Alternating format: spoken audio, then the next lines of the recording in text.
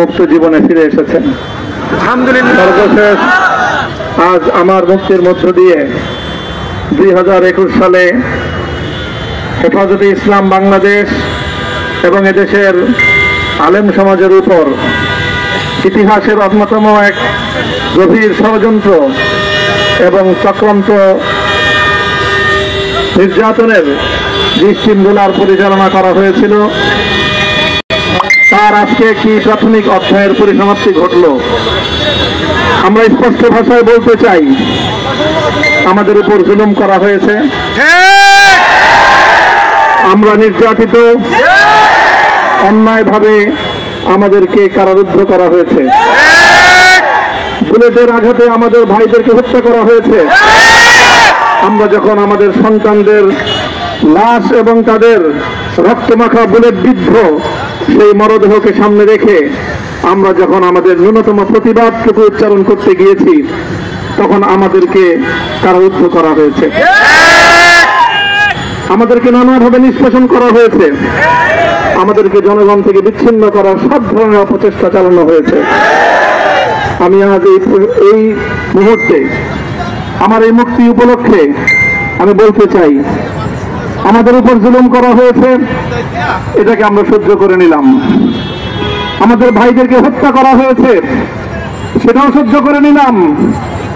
আমরা আমার সন্তানের লাশ কাঁধে তুলে নিয়েছি, সেটাকেও আমি হাসি মুখে বরণ করে নিলাম। আমাদেরকে অপমান এবং লাঞ্ছনার সব ধরনের ষড়যন্ত্রের সম্মুখীন হতে হয়েছে, সেটাও আমরা হাসি মুখে বরণ করে নিয়েছি। কিন্তু আল্লাহর জমিনে আল্লাহ এবং তার রাসূলের কোন সম্মান এক মুহূর্তের জন্য আমরা বরদাস্ত করে নেব না। আমরা আমাদের সর্বোচ্চ ত্যাগ এবং কোরবানি স্বীকার করতে প্রস্তুত রয়েছি, জীবন দিতে প্রস্তুত রয়েছি। আল্লাহর জমিনে আল্লাহর দ্বীনের ঝান্ডা সমুন্নত করেই আমাদের যাত্রা থামবে ইনশাআল্লাহ। হয়তো শাহাদাত, নয়তো খেলাফত ইনশাআল্লাহ। আল্লাহর জমিনে খেলাফত প্রতিষ্ঠার যে আওয়াজ পৃথিবীর দিকে থেকে উচ্চারিত হচ্ছে, সে আওয়াজ বাংলার জমিনে খেলাফতের এই আন্দোলনকে চূড়ান্ত গন্তব্যে পৌঁছাবে ইনশাআল্লাহ। বাংলাদেশের আলেম সমাজ, হেফাজতে ইসলাম বাংলাদেশ সহ বাংলাদেশ খেলাফত মজলিস সহ সকল ভাতৃপ্রতিম সংগঠন, সকল ধর্মপ্রাণ, ইসলামপন্থী বিভিন্ন ছোটখাটো মতবিরোধ, মত পার্থক্যের ঊর্ধ্বে উঠে যারা এলাহে কালিমাতুল্লাহর এই এক বাণীতে বিশ্বাসী, আল্লাহর জমিনে আল্লাহর দ্বীন কায়েম করতে চাই, আমাদের তাআলা ইলা কালিমাতিন সাওয়াইন বাইনানা ওয়া বাইনাকুম এই এক মন্ত্রে উজ্জীবিত হয়ে আল্লাহর দ্বীনের ঝান্ডা সমুন্নত করবার এই আন্দোলন এবং সংগ্রামের আমি নিজেকে উৎসর্গ করার ঘোষণা করছি। এবং আমার সকল ভাইদেরকে, আমি সকল উলামায়ে কেরামকে এবং ধর্মপ্রাণ মুসলমানদেরকে, ইসলামী নেতৃত্বকে ঐক্যবদ্ধভাবে এই সংগ্রামের ঝান্ডা সমুন্নত করবার, ধারণ করবার আহ্বান জানাচ্ছি।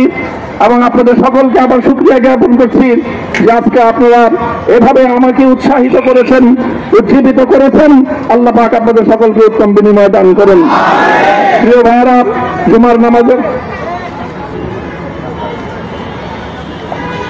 জুমার নামাজের একেবারে ঠিক আগ মুহূর্ত, এখন সব মসজিদগুলোতে জুমার প্রস্তুতি চলছে। আমরা এখন এখানে খুব সংক্ষিপ্ত দোয়ার মাধ্যমে আমাদের আজকের এই প্রোগ্রামের সমাপ্তি ঘোষণা করব। এরপরে ইনশাআল্লাহ প্রত্যেকে সুশৃঙ্খলভাবে যার যার জায়গা মতো বা আশেপাশে মসজিদগুলোতে গিয়ে আপনারা জুমার নামাজ আদায় করবেন।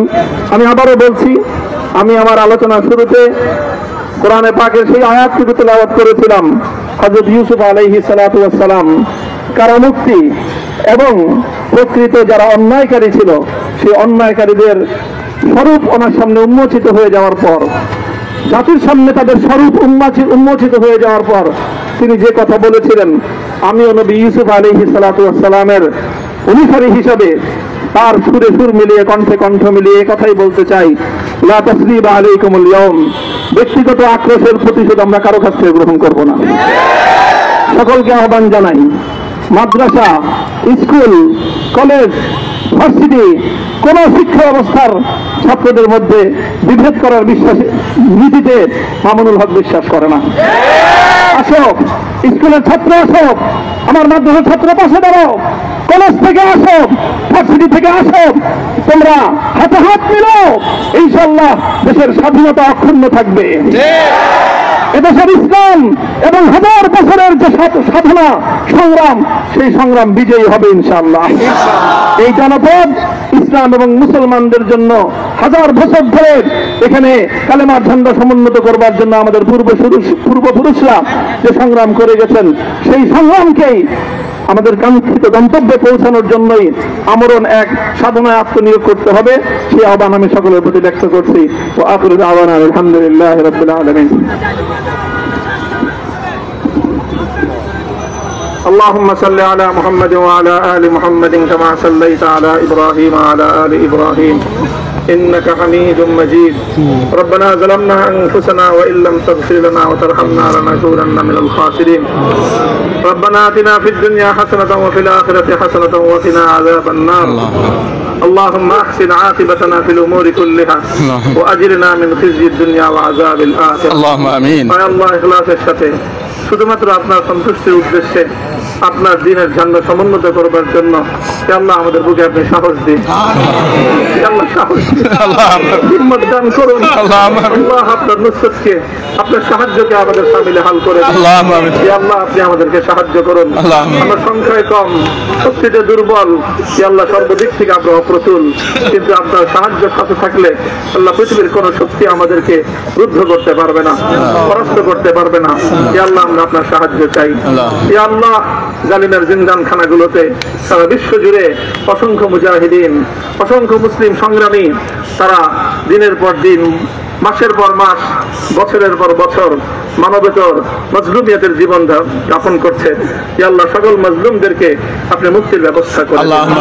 ইয়া আল্লাহ তাদের মুক্তির জন্য যথাসাধ্য ভূমিকা পালন করার তৌফিক আমাদেরকে, পুরা উম্মাহকে আল্লাহ আপনি দান করুন। সাল্লাল্লাহু তাআলা আলা খায়রি খালকিহি মুহাম্মদ ওয়া আলা আলিহি ওয়া আসহাবিহি আজমাইন।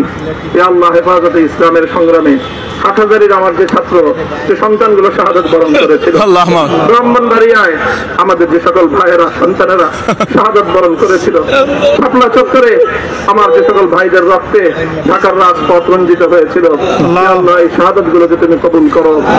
আল্লাহ এই রক্তের বিনিময়ে এই জমিনকে তুমি তোমার দ্বীনের ঝান্ডা সমুন্নত করবার জন্য তুমি কবুল করো। সাল্লাল্লাহু তাআলা আলা খায়রি খালকিহি মুহাম্মদ ওয়া আলা আলিহি ওয়া আসহাবিহি আজমাইন।